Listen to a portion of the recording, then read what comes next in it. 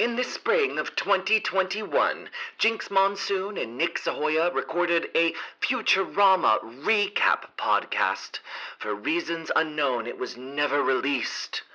These are the raw tapes.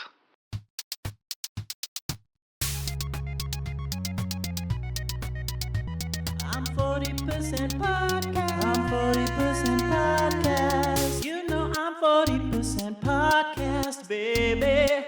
You know I'm 40% podcast. You know I'm 40% podcast, baby. I'm only 40%. Go. 40% podcast. I'm 40% podcast. Hi, everyone. I'm Jinkx Monsoon, and welcome to episode 4 of I'm 40% Podcast with my co-host, Nick Sahoyah. And today we have special guest. No, wait. No, that can't be the intro for him. You didn't do any work. You said you were going to do a rewrite. This is what we talked about last week. Because, it did not, I don't want to be rude, but it didn't. This it didn't go well with never him. happened. It didn't go terrible, but it didn't go stellar. Well, the reason it didn't go well is because you kept interrupting. Guy, is there any credits you'd like me to list? You can cast blame, or you can take ownership of your performance. I'm trying to. You're not even acknowledging the fact that I finally got an Ethernet cable. Okay. You didn't bring that up. I would like to be clear that I've done many things. I was the host of Talk Show The Game Show on True TV. I've written the book My Life as a Goddess, but it's not really about me listing my credits. It's more about feeling as an artist that I am recognized and understood by the artist that I'm working with. I didn't realize I was coming in cold. Guy, Gotcha. Yeah, I'm so sorry. That's not fair to you. And I feel like I invited Nick, a friend home to Thanksgiving, and my mom. Nick, be quiet, please. Let me try again. Hi, everyone. I'm Jinkx Monsoon, and this is I'm 40% Podcast with my co-host, Nick Sahoyah. And today we're so super excited because our guest is not only the host of his own talk show, but also the author of a book. Please give it up for Guy Branum. Good to be here. Thank you for having me. I think I'm sorry that it's not good right now, but I think in post we have what we need. I'll edit it all together. I'm so sorry, but let's not let it ruin our day. Let's keep going. Nick, you embarrassed me thoroughly in front of my friend last week. Are you going to do the same with our legendary guest today? We have legendary. We're going to have legendary guests every week, and we just need to get the embarrassment under control before it's not like a close friend, a dear friend like Guy. Why don't you start your own podcast and see how many listeners you get? I can't because I'm the producer of this podcast. I'm already very busy. So we let's talk about. You can't just be throwing around titles like producer. You threw it at me. I didn't ask for this responsibility. No, I asked you to edit one video. As vice president in season 1 of Battlestar Galactica, I did not ask for this responsibility, but I'm also mentally ill. Can we move on? Oh my God. Wow. What a great tone to start this episode on. It's really good. Guy, have you seen Battlestar? I recently got to explain the premise of Battlestar Galactica to my niece, and she was thrilled and electrified. And there are a few things as satisfying as getting to explain the premise of something and then explain that it's based on a weirdly Mormon show that lasted half a season in 1988. Guy, how old is this niece? She is 19 years old, okay. And on quite a journey. Nick met her once. I've met her twice, actually. Yeah. Oh, okay. Because I met her in Seattle as well that one time. Yes, when she was a little child. Yeah. I have a niece who's 8, and she's also on quite the journey. I recently explained to her the non-binary gender identity and why we use they them pronouns, and she basically was bored with it because she kind of already knew all of it. Like an 8-year-old, this is how if we raise our children to be open-minded, they'll be open-minded. I think it's almost like don't put anything in there and they'll be fine. We should have been letting Tumblr raise our children this entire time. That's a very good job. Yeah, now that they got all the porn off there, I think we could just replace it with kindergarten, instead of kindergarten, you go to Tumblr. now that they got all the porn off there, it's dying. It's a dying star. I mean, but I'm very liberated by going through my Twitter feed and just seeing wieners and guys getting plowed. Like, there's something so like adorable about the fact that Instagram has to be like, oops, a nipple. But Twitter is like, go for it, breed him. So the cold open of this episode of Futurama is Leela on a date. I would say it's one of the better cold opens. You get a great fake out because there's these like tiny little pills on their plates. I disagree. I find it to be less of a fake out and more of a bait and switch. Semantics. How do you differ those two things? Well, a fake out is like, nah. Whereas a bait and switch is like this. Here you go. I gotcha. All right. I mean, I didn't go to art school. I didn't study the Commedia dell'arte characters, so. Don't start with what the little line at the beginning is. Oh, the little fun little thing. Yeah, it was fun for the whole family except Grandma and Grandpa, which was like a sweetly naive sass of 2002 when it was still almost the 90s. Yeah, they get much raunchier later on. This is still a simple time in 2000. I think the problem with Nick and I watching this show now is we've watched every episode so many times that we don't even register it as a moment by moment episode. It just kind of all globs together in our mind as an experience. But I think Guy's right. We do need to once an episode acknowledge the little thingy. I don't know what to call it. Is it a Chiron? Yeah. But underneath the Futurama thing, just like the chalkboard in The Simpsons, there's always a little message that's funny. Watching 104 them at a restaurant, I was like, is it fake emeralds yet? Have they had fake emerald on? What's his name? Oh, Elzar. Elzar. Bam! I don't know if we got a bam in this episode, but it was not from Elzar. No. Guy, before we get into the video at all, the episode, are you a fan of Futurama? Have you watched it before? Yes. I have watched all of Futurama at least twice. And what are the first three words that come to your mind when you think of Futurama? For its time. For its time. Yeah. That's.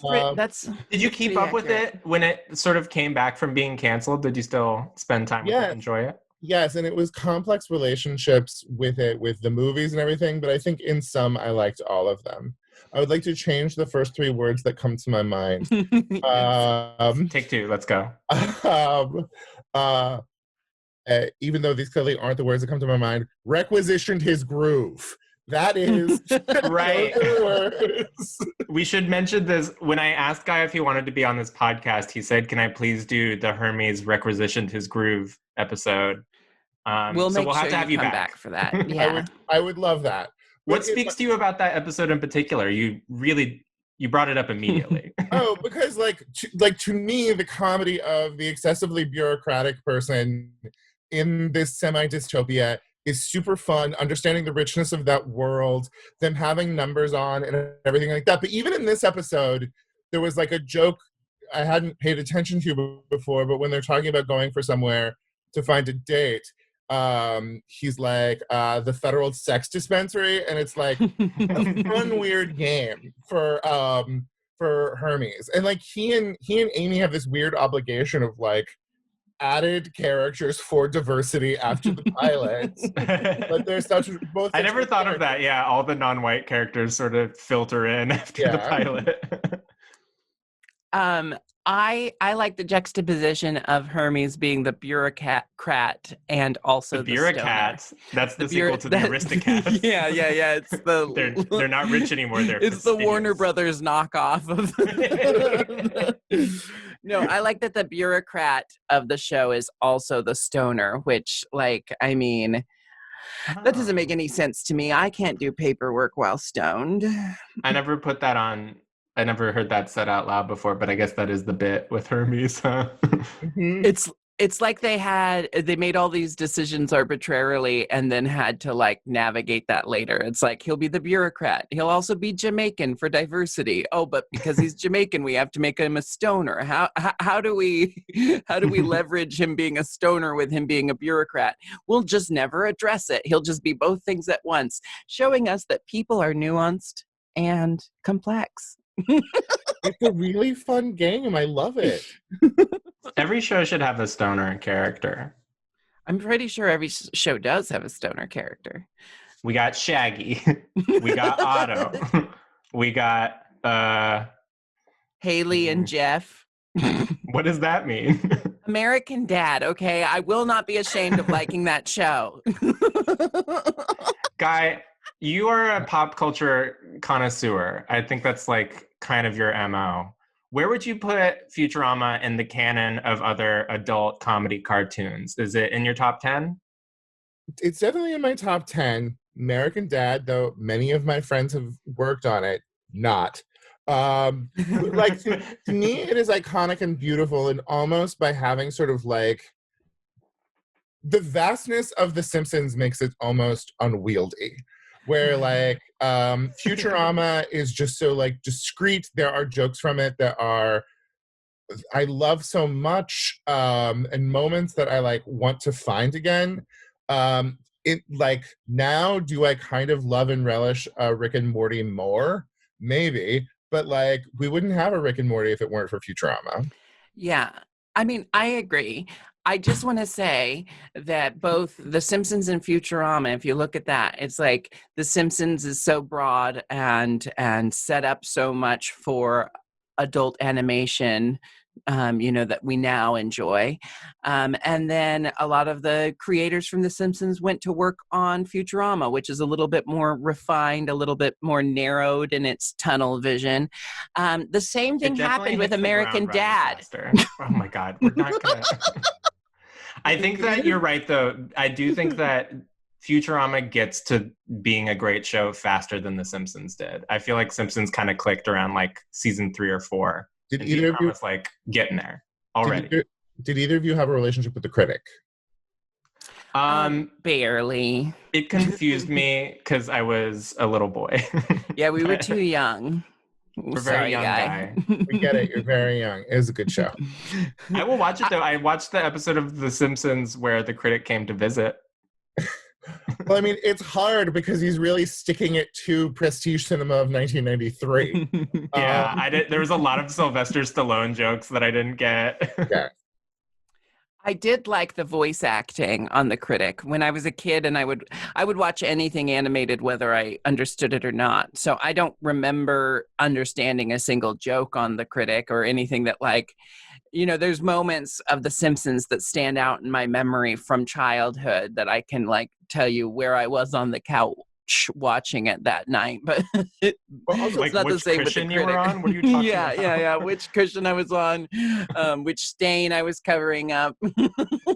I mean, but one of the phenomena that like delights me most is when The Simpsons makes a cultural reference you don't understand, and then you go learn what it is, or Futurama makes like a like joke about some dystopian movie from 1972, and then years later you're watching The Omega Man or Logan's Run, and you're like, oh, that's what they were parodying. Growing up is fun for that reason. Yeah. I do like rewatching shows that I watched as a child over and over again because every couple of years new references make sense to me. I will say, and I want to ask, I never really watched much sci-fi stuff before, being a fan of Futurama. And now, of course, I love Rick and Morty, which is a parody of like everything sci-fi. And my partner and I started watching Doctor Who. We just got into season 3 of Doctor Who. And it's amazing how like the shared language. Is it language. Christopher Eccleston still? Or is it David Tennant now? It's David Tennant. Thank you. Tennant. What a funny British joke. David Tennant. That's his nickname in the. It's There's BBC produced porn starring David Tennant. The Queen called it rather good. I just love the shared language among sci-fi shows. And what I love about Futurama is that the more, like I'm a big fan of Star Trek Voyager. I'm becoming a big fan of Doctor Who, which I promised myself I would never do, but here I am. And what I love about Futurama is they just are constantly poking holes in what's funny about sci-fi shows. Hey, Jinkx, you like Voyager? Yes. You should watch Battlestar Galactica. The guy who made Voyager made Battlestar Galactica. Battlestar Galactica was the show that he was trying to make when he made Voyager. I have watched much of Galactica. Okay. Much ado about not all of it. Right? I'm an English major. I don't actually know what much ado about nothing means.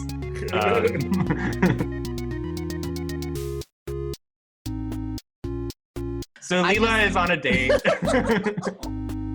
Leela's on a date. And she is having a nice time with this guy. They're eating their after dinner mints in what one could call a bait and switch of sorts. It is revealed that those are the after dinner mints and not the meal. And she is talking about how great it is that he's not bothered by her eye, but then he eats the after dinner mint with his long purple and pink lizard tongue. And she goes, ew! Yeah, so this raises a couple questions. We've had the bait and switch with the dinner mint. She says, such generous portions. And you think she's talking about the mints in front of them, but turns out they're just mints. Anyway, that means they've made it through the entire meal without his lizard tongue ever making an appearance yet. He waited till... Did he eat the food with a fork and knife till then? But also your tongue kind of comes out of your mouth when you eat. Or when you talk. Look, I'm talking now and you can see my tongue. Yeah, it's all over the place. As a guy with a lizard tongue who looks humanoid, he probably understands that he's had to deal with disclosure so many times that he probably puts a lot of effort into eating without a visible tongue. And then once she's warmed up, he then is like, hey, there's something about me you should know. Yeah. And of course, it's like Leela is oftentimes hypocritical. She everything else about him seems like a great guy, but this lizard tongue is the deal breaker. But she's so sick of people doing that to her for her eye. And we do learn in this episode and throughout the series that Leela does have varying standards from moment to moment. Well, two things. One, it's so tragic to watch it knowing that she's playing this, this alien thing was sold to her, but at the end of the day, she's just a mutant, which we'll find out eventually. Spoiler. Spoilers. So that makes me a little sad for her. But there's also just the way that especially in the early 2000s, presenting female spaceship captain, there was this tendency to sort of lean into, this kick-ass woman is great and does nothing wrong, and the men are always kooky. And I just love that Leela does dumb shit on a regular basis, and particularly in this episode. Yeah. She's very human this episode. Same can be said about Catherine Janeway, And what I love could be said about Admiral Adama and President what's her name, Rosalind, I think. Lord Rosalind. Do you have some Catherine Janeway for us, Jinkx? Chicote, would you like to join me for some coffee? we found out that Captain Janeway is basically just a white Eartha Kitt. Chicote. So after the opening credits and the opening theme song and the hilarious Chiron, we are back at Planet Express, and all of the other coworkers of Leela's are telling her what she needs to do to get a man. And she's not really taking the advice, but they're also being very annoying. Yeah, and they're pointing out how picky she can be. I like how she says, I don't care how many eyes a man has, as long as it's less than 5. I also love the professor's entrance in this episode. Leela says, "Can we please stop talking about my personal life?" And the professor comes in and goes, "Yes, yes, we can all talk about Leela's personal life later.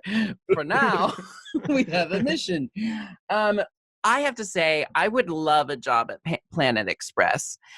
There are days when I am, worn out from my life as a live entertainer, and I'm watching something like Futurama or The Office, and I'm thinking, if a 9-to-5 day job was with these wacky bunch of characters, I'd really love it. I'd excel there. I mean, there's nothing as smart as them having a kitchen. I love that they fucking have a kitchen. Like, that's what it's a fucking space delivery agency, but it still feels like a real workplace because they got a fucking kitchen. Maybe it's like a WeWork situation. Well, the professor lives there. We occasionally see the professor's bathroom and the professor's bedroom. Yeah. And I think do you think he has to file it as like a residence on his tax forms? Well, he does say that, like when he introduces Planet Express as he says it's his home business, and he's always talking about tax write-offs. So, I mean, and he says that the Planet Express is just his home business to fund his many experimental scientific endeavors. So, okay, this is true. This tracks. They decide to go out dancing to find Leela a man, and we see the Hip Joint for the first time, which is a club that we will go back to a bunch of times. And I have to say, I really, really love the music that they play at the Hip Joint. They play it a lot in Futurama, and it kind of goes boop boop boop boop boop boop boop boop. That's it. And I really wish I could go to a club where it's just that song. Yeah, that would be good. That's not far off from our theme song. Michael stole it. More floating platforms at bars. Like, with a go-go boy on it? We are held back by little box technology. We need those platforms. We have hover technology. Why can't we apply it to go-go dancing? Oh yeah, like when you put a magnet above another magnet, if we just have the go-go boy like swallow a big magnet, then he'll float all night. Jinkx, what if you were the Hedy Lamarr of gay bars? And it was like, well, one drag race known as drag queen, but patented the technology by which we have hovering go-go boys to this day. I don't know if I'd go the magnet route. I think I'm not sure. You have to cool the go-go boy to absolute zero. What about wind tunnels? Just enough wind to get them off the ground. But he's naked. Where's the wind gonna catch? It's going to be a lot of wind. It's going to be a bit of a vacuum. It's going to be an Augustus Gloop situation. Okay, so I do like the commentary on the rings. We were fed for so long the idea of in the future everyone's wearing like glowing rings hovering around their body. And we find out that the rings were at one point cool, but now they're retro and ironic. But Fry, being from our time, thinks they're legitimately cool, which almost gets him in hot water with the ironically cool people. Hey, did that guy just say rings are cool? No, he said they were stupid. Cool. They love that British guy voice. I love whenever that British guy comes back. He does come back here and there. Leela is introduced to a whole host of eligible bachelors, but only after Bender pulls out his gaydar and reveals that gaydar is a real thing. I will say this is a early 2000s gay joke that doesn't punch down in an uncomfortable way. Yeah. So that made me happy. Although there is like a couple transphobic things later in the episode. We'll maybe talk about those as they come up. Yes. But I do think it's legitimately funny that Bender just thinks everyone is gay, including the glowing ball of energy from another dimension. I mean, the energy being was my favorite. Like, that voice. I loved him. It was fucking great. One of my biggest problems with Star Trek Discovery is never encounter any energy beings. And if you watch original series Star Trek, energy beings are giving someone on the ship powers like 9 times out of 10 episodes. Like, it's just all that the show is. Yeah. We could use some more energy beings. The energy being delivers one of my favorite lines. One day you will evolve beyond your physical body, and on that day, I hope you will pick up the phone. Oh, that's tough on the pipes. I bet that was Billy Jinkx West. Monsoon blew out her voice this weekend. She's canceling 7 weeks of shows. This is a rough night for Leela because basically everyone hooks up on this night. Zoidberg is a lobster today and hooks up with a lobster, like just a lobster in a tank. Even Fry has luck with a lady, and Fry never has luck. We got to talk about ladies. Fry's date. First of all, I think she is great. She's like a female Fry that I believe. But here's my question. There's a bit where they're like, oh, you're from the 21st century. I'm from the 21st century. We have so much in common, blah, blah, blah. But then she says, do you remember when those cyborgs enslaved the human race? So somewhere, this woman's like in her mid-20s. So somewhere in the last 25 years, cyborgs have enslaved the entire not in the human last race. 25 years. She's from the 21st century. She was also like frozen alive like No, Fry. she was not. That's what they're having. That's what they're talking about. No. Because- No. I would like to state my thesis. It is the Because they're now in 22nd the they're now in the 22nd century. No, they're in the 31st 30. century. They're in the 31st century. I don't know how centuries Okay, work. no, you're right. 31st I withdraw my objection. My objection was I thought a century was 1,000 years. Next. You're right. Okay, that we were both thinking that, and yet we were both arguing opposite points. Yet we somehow we were managed both to get making mad the at each same other, wrong. even though we were both wrong. Yeah. And thank God, Guy, the one actual adult here, was able to mediate that. I Stop went to fucking school. calling me old, Jinkx. We didn't talk about it earlier, but when Zoidberg said soon she'll drop her eggs back at the office, I just love when Zoidberg misdiagnoses mammals. Like, it's never not funny. It's good because he's a doctor and he should know better. It just works. Later we'll have an episode where everyone much later, it's actually one of the worst episodes, but everyone's complaining about Dr. Zoidberg being so terrible a doctor, and the professor says, that's just because you're humans. It's your fault for being humans. Zoidberg's a wonderful alien doctor. It's your fault for being humans. So we have to assume that Zoidberg has some skills somewhere, but for whatever reason his current What job if he's is just to like Ben Carson though, and he just failed upwards and then kind of like was ostracized from his planet and ended up on this planet looking for like low grade work. Yeah, and on Earth that's being a doctor. So the Leela is sad because she didn't get laid. Everyone else did. She's sitting at the it's like closing time. She's sitting at the booth alone, and the janitor comes up like, "Hey there, sexy mama." Oh, whoa! I thought you had 2 eyes.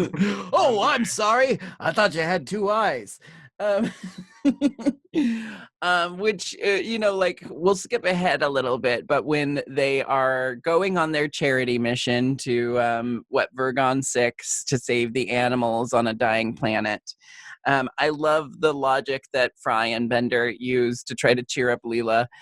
They said that she's doing it all wrong. She's trying to find a man with 1 eye, or a man who accepts her for having 1 eye, when what she should do is find a good man with 2 eyes and just poke one out. Which is essentially, not far off from my dating tactics. Guy, isn't Vergon one of the Battlestar Galactica planets? 100% it is. So do you think this is because, as we know from Battlestar Galactica, all of this has happened before and all of this will happen again? Do you think this is 6 cycles of the Battlestar Galactica reboot and Vergon 6 is the 6th Vergon? Absolutely. Okay. Thank you. Nibbler is an evolution of the people of the 13 colonies. Oh, interesting. Yeah, because who knows? what we do know for true is is that this show is a parody of all sci-fi work.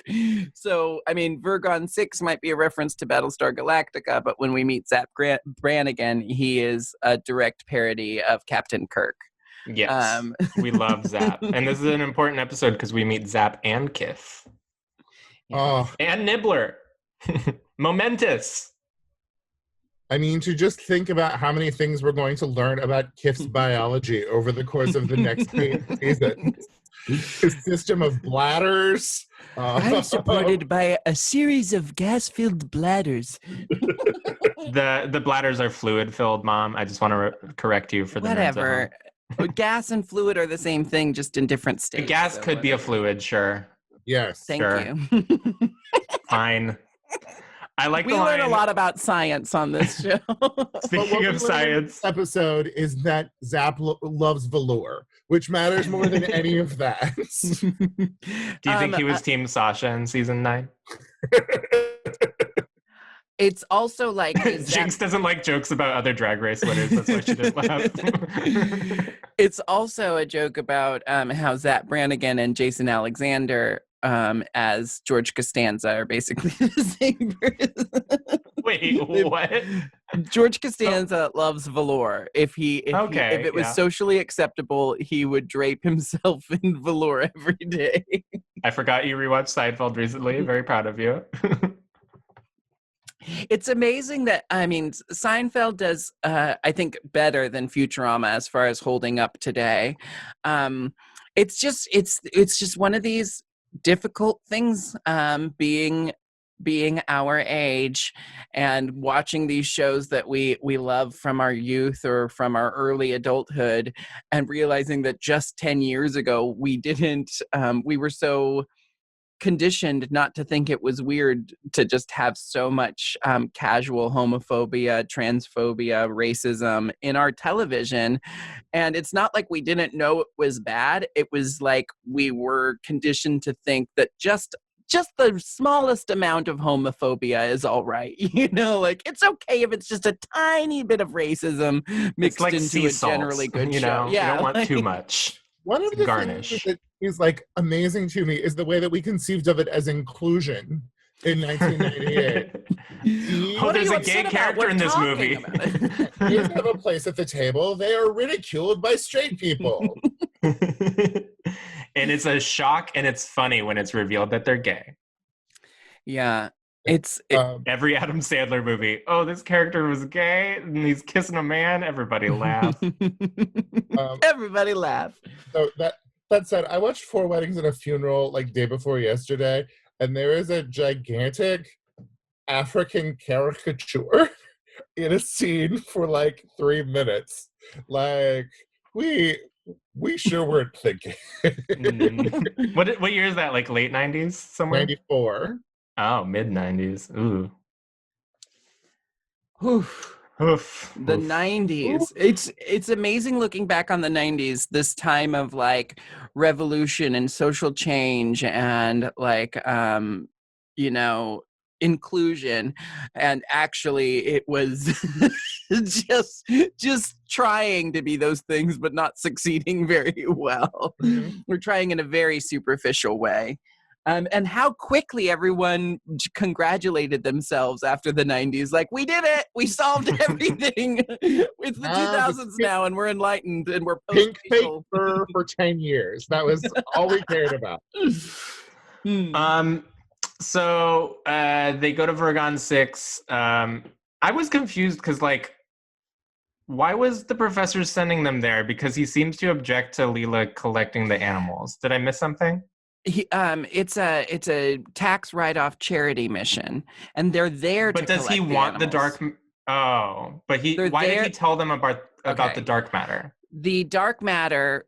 The planet used to be full of dark matter, and people have mined the dark matter so much that the planet is imploding.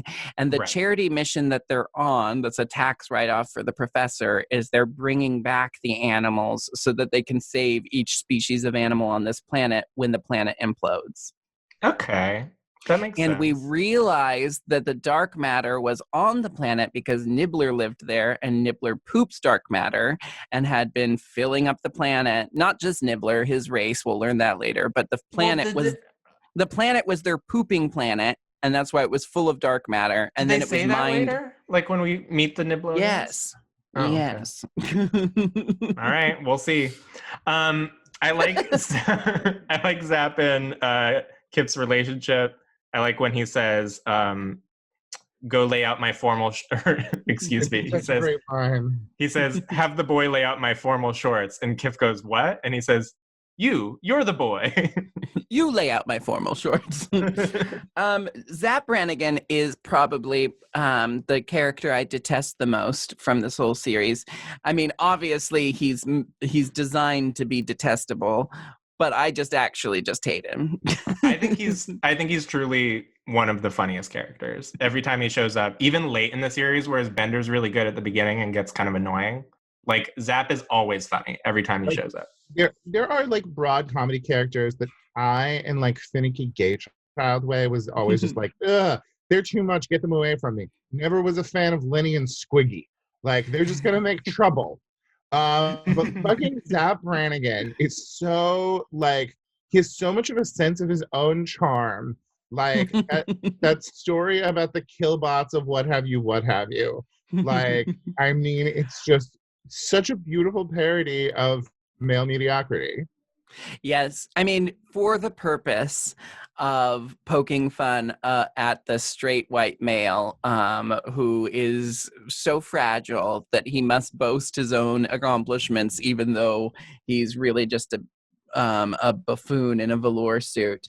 I do like the satire here, but if I ever met him in real life, I'd probably puke in my mouth. But he has a lot of great one-liners, like prepare for battle, and then we'll have a light dinner, ravioli, ham, Sunday bar.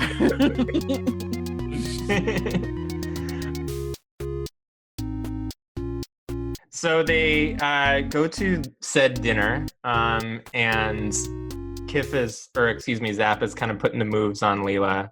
They tell the Killbot story there. Am I correct? I'm getting mixed up because we're bouncing around quite a bit. Well, we're letting the conversation flow naturally, so I think you should stop trying to police the way we talk. I just don't want. I don't want our guests to go confused and uncomfortable. His fame, his claim to fame is that he defeated the Killbots, and Leela brings this up when she's still like impressed by him. And he only defeated the Killbots because he knew that eventually they'll short circuit if they kill too many people. Preset kill limit. Yeah, so he sends wave after wave of men to be killed by the Killbots until they finally just shut down. Then when Leela reveals why they're there at Vergon 6 to save the animals, he says, "What's your troubles, Leela? Whatever it is, I'm willing to send wave after wave of my men at your disposal. Right, men? You suck!" So at least Zap's crew already knows that he's a doofus. Well, they also reveal that Zap objects to like Leela going down there because Dupe, the sort of Futurama equivalent, the domestic order galactic, of planets, domestic order of planets, aka it's like Dupe. the Galactic Federation, and this is the first time we're hearing about them. Yes, yeah, okay, and yeah, they are in charge of this mining operation, and Zap is one of their top generals. And he says they have a strict non-interference policy with other species, and it's called Brannigan's Law. And I don't pretend to understand Brannigan's Law. I just enforce it. I mean, like, what a wonderful parody of the Prime Directive. To be like, it's the Prime Directive, but only because we fucked up so much. Yeah, I mean, they're basically saying they can't interfere with other species that they've decimated. I mean, you know, in many ways, Futurama was ahead of its time because we learned in past episodes before our current political struggles, they are pointing out just how pointless and useless the police force is in New York. And now they're basically like talking about how colonialism is just the ultimate destructive force in the universe. And it gets so bad that they have to make a rule that they can't interfere with their own fuck-ups anymore. Did you watch original Star Trek growing up? Yes. Why? Well, just because it's a Kirk parody. Like, did this speak to you? I prefer original Star Trek to basically every other Star Trek. As like a gay child and a gay child who was exposed to Jean-Luc Picard. Oh, fucking Next Generation. Everyone's professional and respects each other. I love it.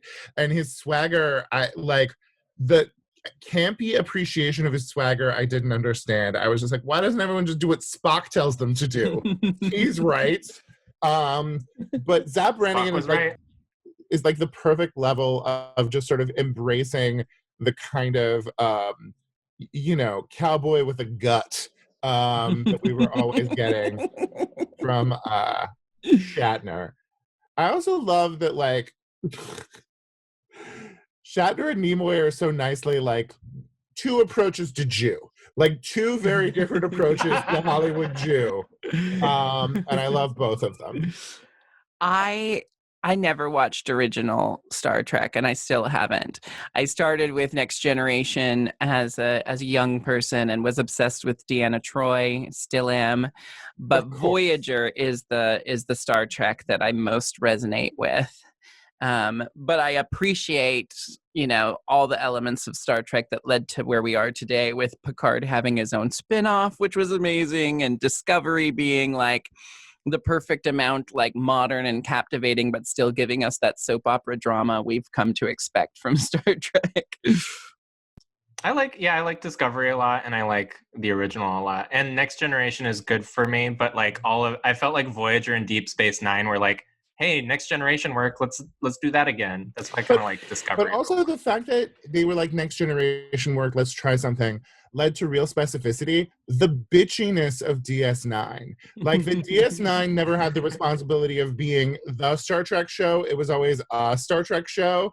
Meant that like Captain Sisko was mean to his crew. Like we got Real Time with Ferengi.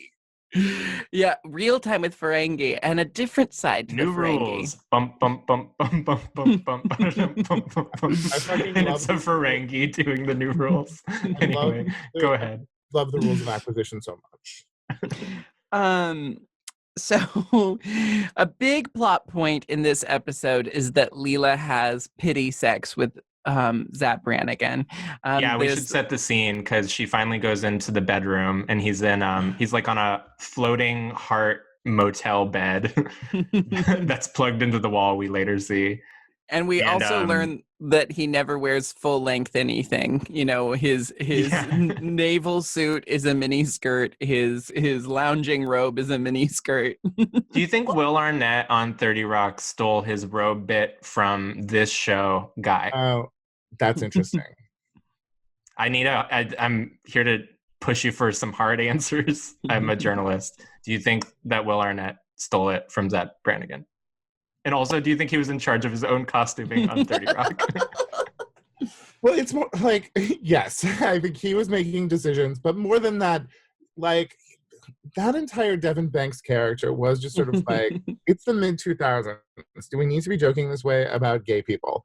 But I just want to go back and say that there's a beautiful message in Futurama when Zap turns on them and has them arrested for threatening to violate the Prime Directive or whatever it's called, that if you fuck with the authorities, you will always, yes, Brannigan's Law.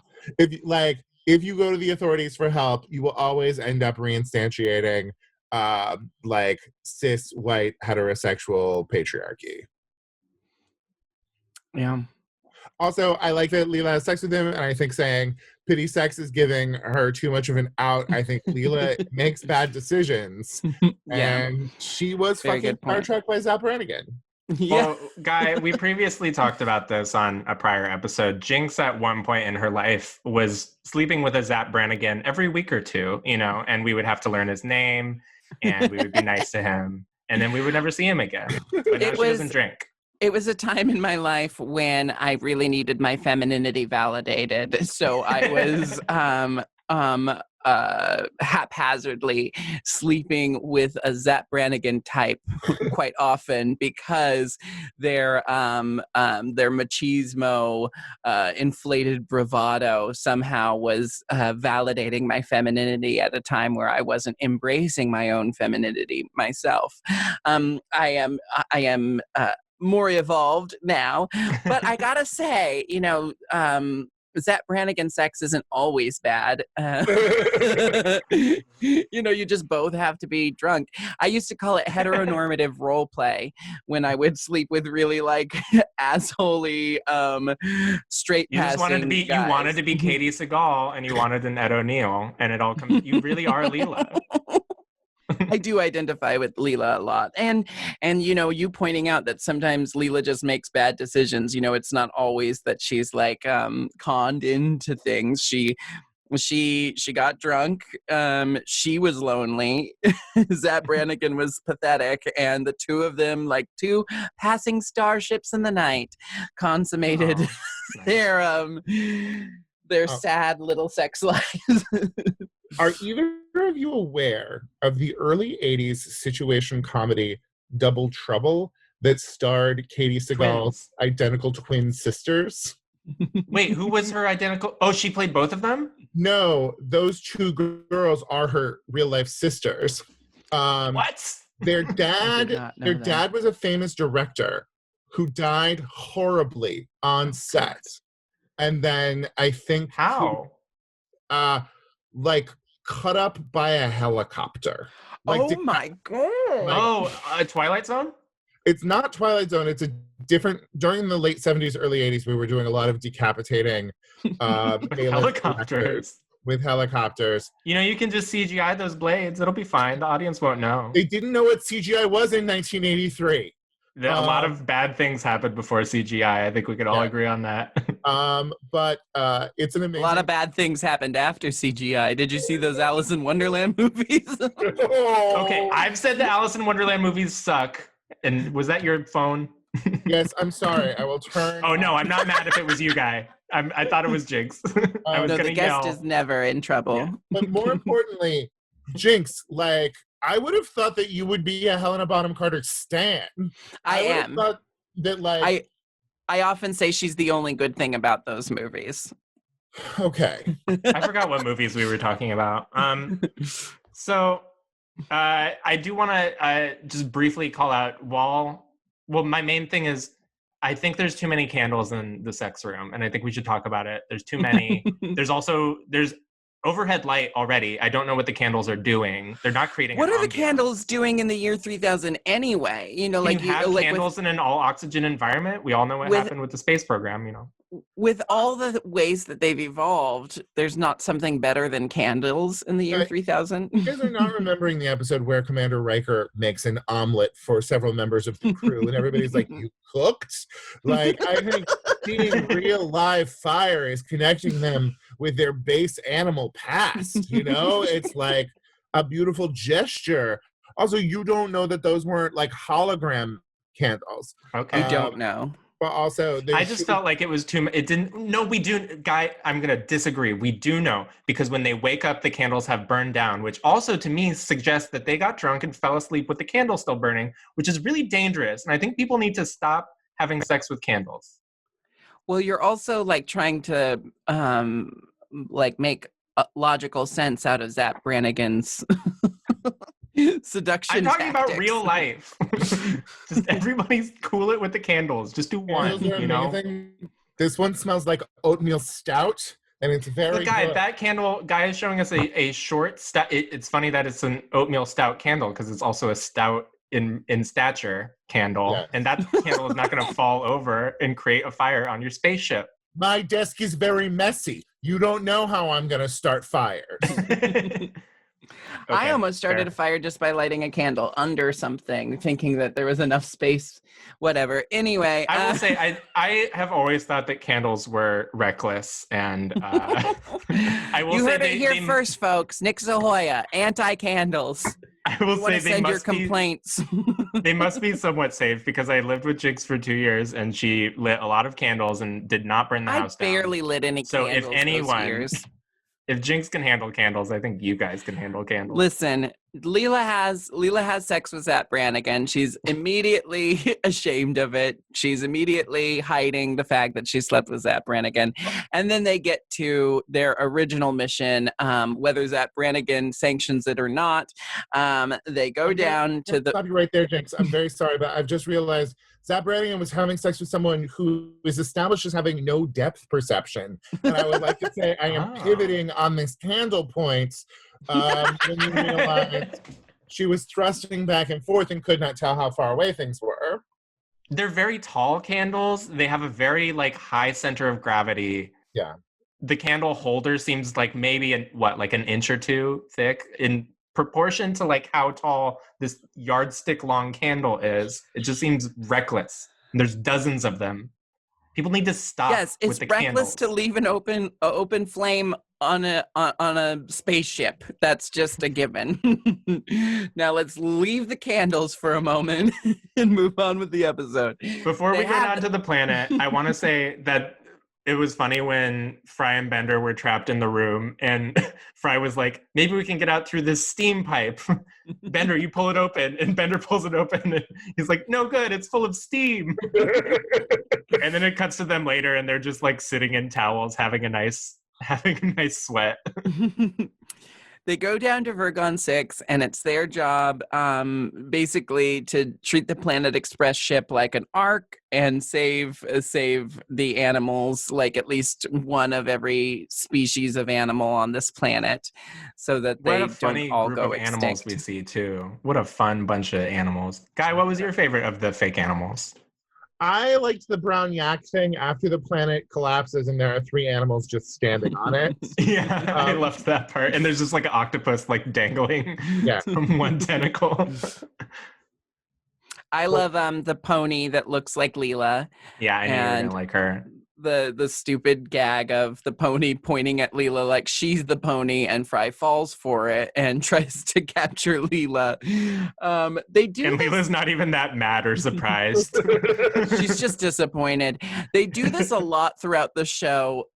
It's really interesting, and I think it's because Leela is a captain, which in our time is traditionally a male role. We've been conditioned to believe that positions of authority just automatically go to men. So it's a thing that Leela's a female captain, even though in the year 3000 they should get over it by now. But they say throughout the series lots of snide remarks about Leela's forearms being large, Leela's boots being large. And generally speaking, if you put a purple ponytail on anything, everyone will think it's Leela. Yeah, on an orangutan, on an ape, on a pony, people.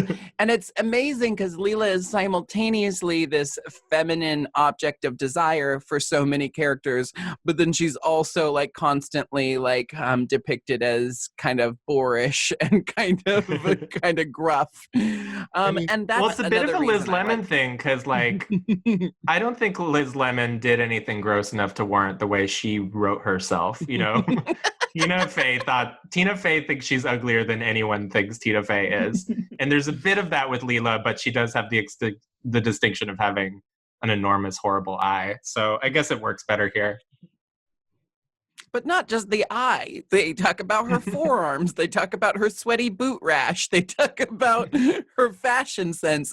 People are constantly ridiculing Leela's femininity, even though when push comes to shove, everyone wants her. It's funniest when Amy does it. When the guys do it, I feel bad. But when Amy does it, it's funny.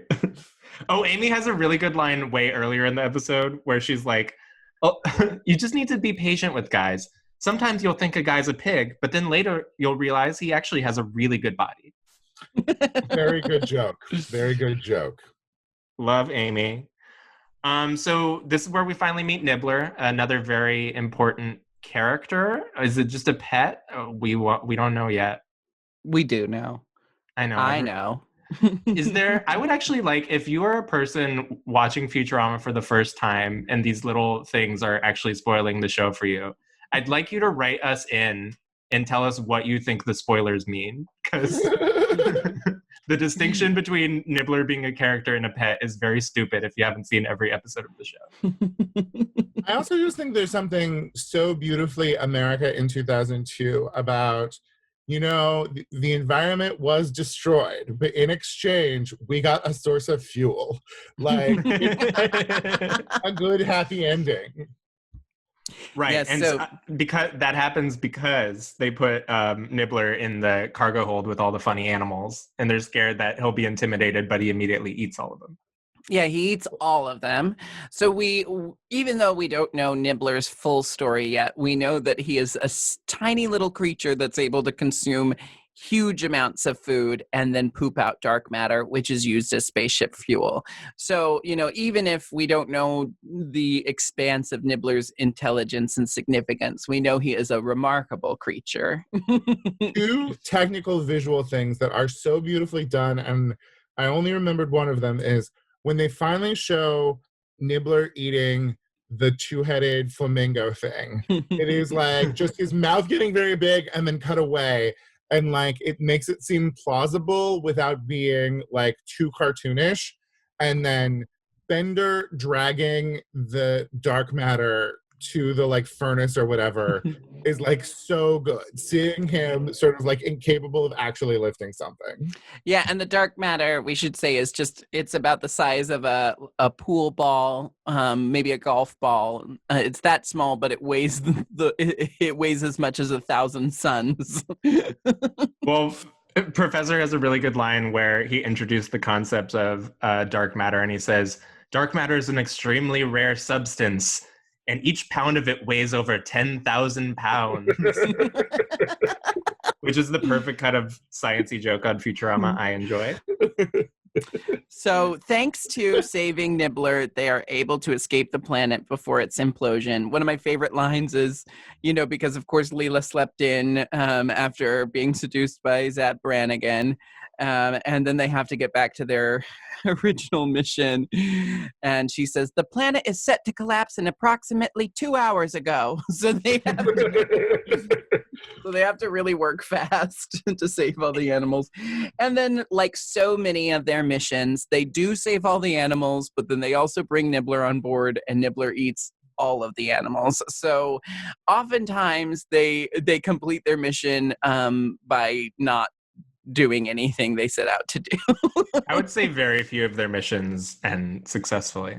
Which begs the question how I mean, I know we learn throughout the series that the business is not succeeding, but how he must do they be independently wealthy, right? Like, how is he funding? Like, this is just a lark for him, right? Doomsday devices on eBay. Just like one or two. Oh, he flips them. Yes. Yeah. He could like refurbish an old Doomsday device and sell it for twice as much. So Planet Express is more a passion project for the professor. We did kind of gloss over the fact that before they realize they can use Nibbler's poop for spaceship fuel, Leela has to call Zap after insisting that she would never call him again and beg to be saved from the planet. And I like when she's like, please, Big Z. Big Z. And she ends up refusing the rescue because he says he won't come down unless they throw Nibbler off the ship. So Leela has a real save the cat moment here, except for the cat is a Nibbler. Yeah, and I taught Jinkx about save the cat. Do you want to teach her about any writing theory? When you have two jokes in something that are about the same subject but are unrelated, it's called a sock barrel. I didn't know that one. That's good. Where were you two before I wrote my movie, the Jinkx and Leela Holiday Special, available on jinxanddela.com? I was actually brought in for punch-ups on that. Moment, like on the subject of you guys writing, I saw Monsoon season before I knew Nick. When you were on Drag Race. I actually don't know how either. Because I was just like, she's so talented. What's her deal?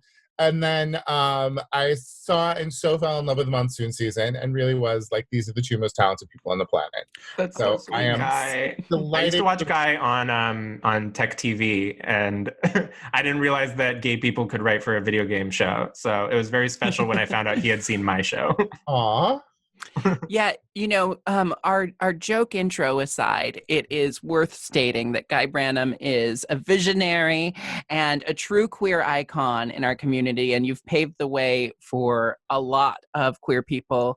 Stop calling me old, Jinkx. We get it. But no, you've created a lot of work for fellow queer comedians, and it's really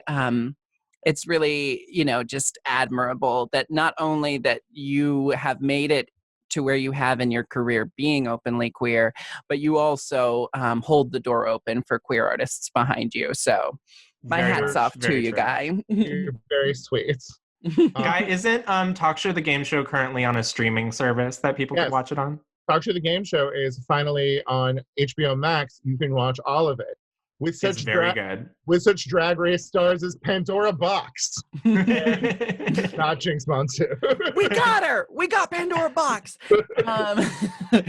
I now have an HBO Max subscription because it was the only way for me and my partner to watch Doctor Who. Oh my God, she's bragging about having HBO Max money. She's bragging about having a fiance. This is full just a circle vanity project.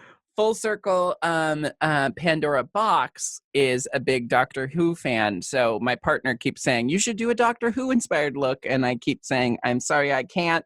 Pandora Box has already run the gamut of Doctor Who inspired drag. So I can't touch Doctor Who inspired drag because it already belongs to Pandora Box. Look it up. Back to the episode. Oh, I feel like we're done. Guy, do you have any final thoughts on this episode or the I have show some in final general? questions for Guy, just about Futurama in general. My final thought is it's so much fun to watch when they're doing everything iconic. When you really are getting to see those first 3 Zap Brannigan jokes, and they're so funny. It was really a delight to watch. Sorry, go ahead, Jinkx. Sorry. Oh no, I my favorite thing about Futurama is the writing. I love the concept, but really the things that tickle me most are just the really stupid jokes that like are subtle and dry but hilarious. My question for you is, of all the Futurama characters, and don't worry about just this episode, but of any Futurama character we meet throughout the series, who would you most likely date and who would you most likely want to do? Oh, okay. I thought you were going to say who am I most like? And the clear answer is hedonism bot. Like my brand is hedonism bot. So I would be upstairs putting batteries and things. So probably who would I most like to do would either be Zombie, his manservant, or like Robot Devil. I mean, Robot Devil, I would like to say, is the kind of guy who seems cool when you meet him, and you're like, oh, he's got a whole thing going on. And then once you actually start dating house, you're like, oh, he's a fuck up. He's like never actually getting done what he wants to get done. He's whining to you about how people keep on beating him at his own game. But what about you? Well, I think I'd most likely date Fry. I mean, I think Fry's just the right level of everything for me. I feel like there wouldn't be a lot of pressure on me in the relationship, and I could be the sugar mama, which is the role I just naturally fall into in so many past relationships. And who would I most want to do? Oh, I mean, Robot Devil's a really good one. Yeah, like Robot Devil, I feel like would be vying for approval enough to really be an attentive lover. Maybe Calculon. Calculon. Theater kids are not good in bed, though. Calculon's going to be a bore in the sheets. Let me think a little bit more on who I'd fuck in Futurama. I'd fuck that horrible gelatinous blob. Why? You can fuck him anywhere. It just goes right in. I don't know. You'd have to ask the Blob if you could just fuck him anywhere. I assume all of these fucks are consensual. Like, obviously the Okay. Blob is into it. Yes. I finalized my answer. I would do Barbados Slim. Oh, okay. great answer. Barbados Slim is a sex god, and we all know it. He is very hot. And Nick, who would you most likely be in a relationship with?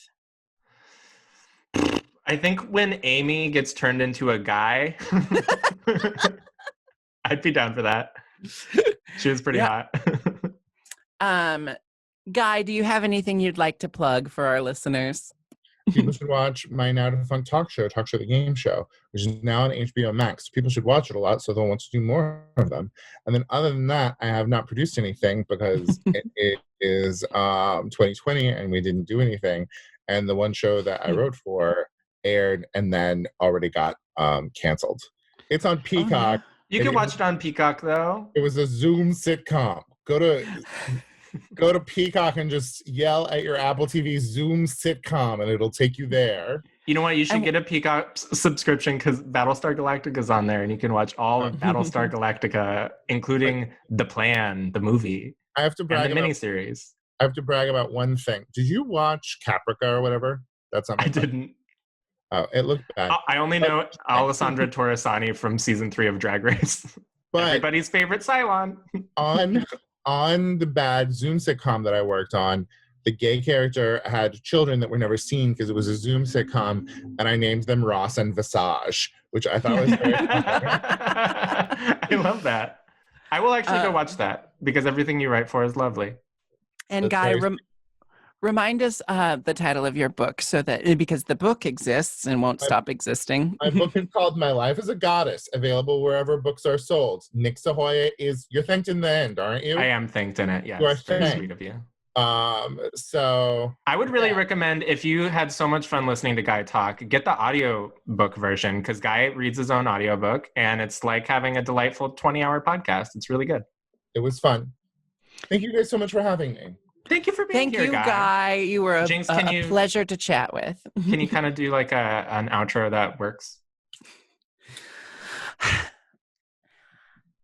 I want to thank you I all don't for like listening. this pause. Like the pause ruined it. Like I had to nothing's- pause for an I editing know, but you did a point. weird breath, you know? I want to thank you all for listening to I'm 40% Podcast, and a very special thanks to our guest, Guy Branum. If you want to continue listening to our podcast, you can subscribe to the Jinkx Monsoon Patreon for early access, or just wait until it's available wherever podcasts are distributed. I give it a 3 out of 10. Thank you so much, Guy, for being on the show. Thank you for You're having so me. amazing. For fun. It was Thank lovely you so meeting you. much.